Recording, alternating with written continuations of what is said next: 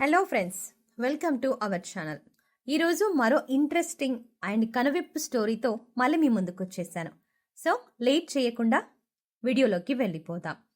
చెప్పులు కుట్టే వ్యక్తి మాటలు విన్న ఓ ధనవంతుడు కన్నీళ్లు పెట్టుకున్నాడు. అదేంటి, చెప్పులు కుట్టే వ్యక్తి మాటలు విని ఒక ధనవంతుడు ఎందుకు కన్నీళ్లు పెట్టుకున్నాడు? అయినా ధనవంతుడు చెప్పులు కుట్టే వ్యక్తి దగ్గరికి ఎందుకు వస్తాడు అనే కదా మీ అనుమానం. సో అది ఏంటి, ఎందుకు కన్నీళ్లు పెట్టుకున్నాడు అనేది తెలియాలి అంటే ఈ పూర్తి వీడియో మీరు చూడాల్సిందే. ఇలాంటి వీడియోస్ కోసం ఒక లైక్ చేసి వెంటనే ఛానల్ని సబ్స్క్రైబ్ చేయండి. ఇక మనం స్టోరీలోకి వెళ్ళిపోదాం. అతడి పేరు అరవింద్. హైదరాబాద్లో చిన్న వ్యాపారం ఉంది. కష్టపడి పైకి వచ్చాడు. ఈ మాట చెప్పుకోవడానికి కాస్త గర్వపడుతూ ఉంటాడు కూడా. ఎప్పటికైనా కోట్లకు పడగలెత్తాలి అన్నది ఆయన నమ్మకం. అతడిలో ఆ నమ్మకం బలంగా ఉండేది. ఒక్కోసారి నాకు అనిపిస్తూ ఉంటుంది, బాగానే సంపాదించాను, నేను చాలా నిరాడంబరంగా జీవిస్తున్నా కదా, బహుశా నాలాగా ఇంకెవరు ఉండరేమో అని అనుకుంటూ ఉండేవాడు. అంటే తనకు ఎంత సామర్థ్యం ఉన్నా తను ఆ డబ్బుల్ని ఎక్కువగా ఖర్చు పెట్టేవాడు. అంటే ఖర్చు పెట్టడానికి ఇష్టపడేవాడు కాదు. తనకు కారు కొనే సామర్థ్యం ఉన్నా బైక్ పైనే తిరుగుతూ చిల్లయ్యేందుకు బాగా ఇష్టపడేవారు. అంతేకాకుండా మలేషియా వెళ్లే స్థాయి ఉన్నా కూడా ఏడాదికోసారి గోవాకి వెళ్తూ వస్తూ ఉంటాడు. అంతేకాకుండా పెద్ద పెద్ద బార్లు, రెస్టారెంట్లకు వెళ్లాలని రూల్స్ ఏమీ పెట్టుకోను. నార్మల్గా నా పని నేను కాని చేస్తూ ఉంటాను. రూపాయి ఖర్చు పెట్టాలంటే కూడా కాస్త ముందు వెనక ఆలోచిస్తూ ఉంటా అని అందరికీ చెబుతూ ఉండేవాడు. కొద్ది రోజుల క్రితం ఫస్ట్ టైం అరవింద్ 6,000 రూపాయలు పెట్టి బాటా షాప్లో ఒక చెప్పులు కొనుక్కున్నాడు. కానీ పిల్లలు ఆడుకుంటూ చెప్పు కోసేశారు. ఇంత కాస్ట్లీ చెప్పులు పక్కన పడేయడం ఇష్టం లేక కుట్టిద్దాం అనుకున్నాడు. కానీ హైదరాబాద్లో చెప్పులు కుట్టేవారిని పట్టుకోవడం పెద్ద రిస్క్ అయిపోయింది.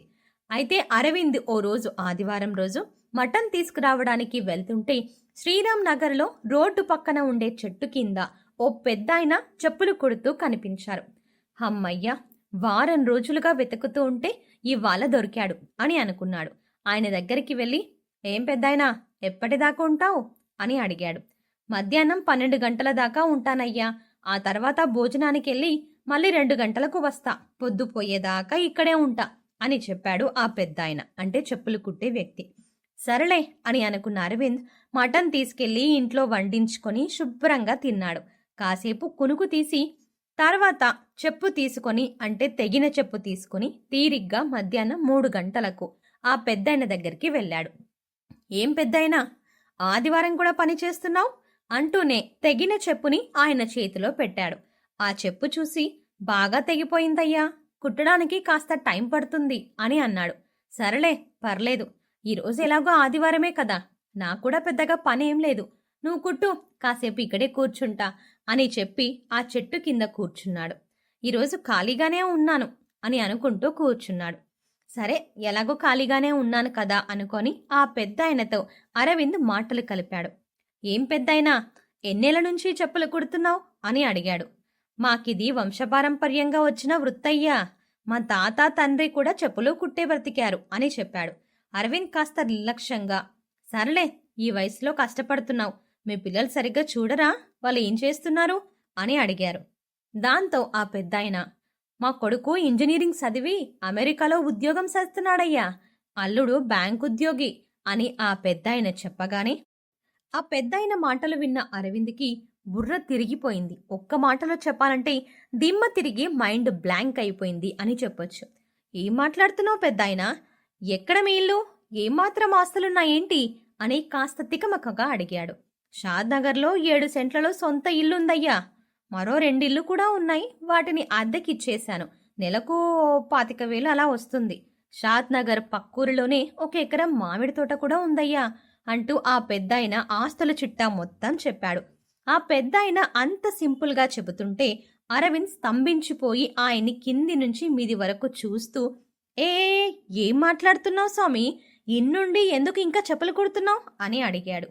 ఒకప్పుడు మాకు ఈ పనే అన్నం పెట్టిందయ్యా, మా నాన్న ఈ పని చేసే, అప్పట్లో రేటు తక్కువని, తక్కువగా చేతిలో డబ్బులు ఉన్నప్పుడు కూడా 3 ఎకరాలు కొంటే అందులో నా వాటా ఎకరం వచ్చిందయ్యా. మా చిన్నప్పుడు మా నాన్న చెప్పులు కుడితే డబ్బులకు బదులు పప్పు గింజలు ఇచ్చేవారు. అవి సరిపోక మా అమ్మ వరి కోసిన పొలాల్లో అందులో గింజలను వేరు చేసి మాకు అన్నం పెట్టేది. మేము తరతరాలుగా ఆధారపడి బతికిన పనయ్యా. ఇది ఎన్ని డబ్బులు ఉన్నా ఈ పని చేస్తేనే నాకు తృప్తిగా, ముఖ్యంగా సంతృప్తిగా ఉంటుంది అని ఆ పెద్దాయన చెప్పిన మాటలు విని అరవింద్ కంట కన్నీళ్లు తిరిగాయి. మీరెప్పుడైనా రండి, ఉదయం 8 గంటల నుంచి రాత్రి 6 దాకా ఉంటానయ్యా, ఇక్కడే ఉంటాను అని చెబుతూ కుట్టిన చెప్పుని అరవింద్ చేతిలో పెట్టాడు. అతడి తర్వాత మరొకాయన వచ్చి 200 రూపాయల నోటికి చిల్లర ఉందా అని అడిగితే, పర్లేదు సార్, ఈసారి వచ్చినప్పుడు ఇవ్వండి అంటూ ముందు చెప్పు తీసుకుని కుట్టేశాడు. తన చెప్పు కుట్టినందుకు గాను అరవింద్ 20 రూపాయలు ఆయన చేతికిస్తే, 10 రూపాయలేనయ్యా అంటూ తిరిగి అరవింద్ చేతిలో మిగిలిన 10 రూపాయలు పెట్టాడు ఆ పెద్దాయన. అలాగే ఆ పెద్దాయను చూస్తూ నిలబడిపోయాడు అరవింద్. తన మనసులో ఎన్నో ఆలోచనలు మెదలాయి. ఆ పెద్దాయనకు వెనక కావాల్సినంత డబ్బు ఉంది అన్న ధీమా లేదు. ఒకరోజు కుట్టకపోతే ఏం కాదులే అనే ఆలోచన లేదు. అందుకే ఆ ఆదివారం కూడా ఇక్కడే చెప్పులు కుడుతూ కూర్చున్నాడు. మనకు సింపుల్గా ఉండే ధనవంతులు రోల్ మోడల్. నిజానికి సుధానారాయణమూర్తి సాదా సీదా నేత చీర కట్టుకుంటే అదొక ఆశ్చర్యం మనకి. సెలబ్రిటీలు రోడ్డు పక్కన దాబాలో తింటే అదొక అద్భుతం. అలా ఉండటం వారి గొప్పతనమే కావచ్చు. కానీ ఈ చెప్పులు కుట్టే పెద్దాయన వాళ్ళందరికంటే గొప్పవాడు కదా అని అరవింద్ ఆలోచనల్లో పడ్డాడు. ఆ పెద్దాయన ఓ నిరుపేద కుటుంబంలో పుట్టి పెరిగాడు. అక్షర జ్ఞానం లేదు, కానీ పిల్లల్ని గొప్పగా చదివించుకున్నాడు. ఇవాళ కూర్చుని తినే స్థితికి చేరాడు. అలాగని అన్నం పెట్టిన వృత్తిని వదల్లేదు. వయసు 60 ఏళ్ళు. 60 ఏళ్ళ దగ్గరికి వచ్చినా కూడా ఇంకా తుండుముక్కలా దిట్టంగా ఉన్నాడు. నిరంతరం కష్టం వల్ల ఒంట్లో ఇంకా ఎలాంటి రోగాలు చేరలేదు. ఉదయాన్నే అన్నం తిని రావటం, మధ్యాహ్నం భోజనానికి వెళ్లి వచ్చి మళ్ళీ రాత్రి వరకు ఇక్కడే చెప్పులు కుట్టడం, ఇదే తనకు సంతృప్తి అంటున్నాడు ఆ పెద్దాయన.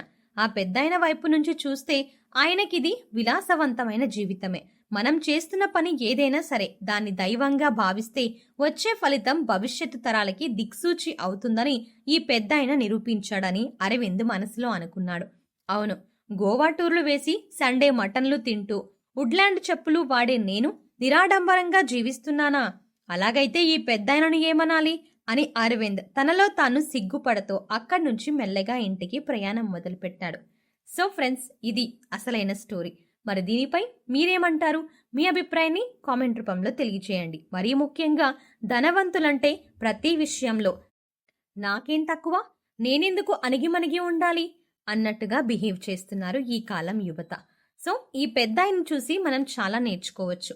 ఎంత ఎదిగితే అంత ఒదిగి ఉండాలి అని అన్నట్టుగా, అన్నీ ఉన్న ఆకు అణిగిమణిగి ఉంటుంది అన్నట్టుగా కూడా ఈయన విషయంలో ఇది నిజమైంది అని చెప్పొచ్చు. మరి ఈ స్టోరీ విన్నాక మీకేమనిపించింది? మీ అభిప్రాయాన్ని కామెంట్ చేయండి. అలాగే ఈ స్టోరీ నచ్చితే ఖచ్చితంగా లైక్ చేసి మరిన్ని ఇలాంటి ఇంట్రెస్టింగ్ స్టోరీస్ కోసం, ముఖ్యంగా కనువిప్పు స్టోరీస్ కోసం మన ఛానల్ని వెంటనే సబ్స్క్రైబ్ చేయండి. మరో ఇంట్రెస్టింగ్ అప్డేట్తో మీ ముందుకు వచ్చేస్తాను. Thanks for watching.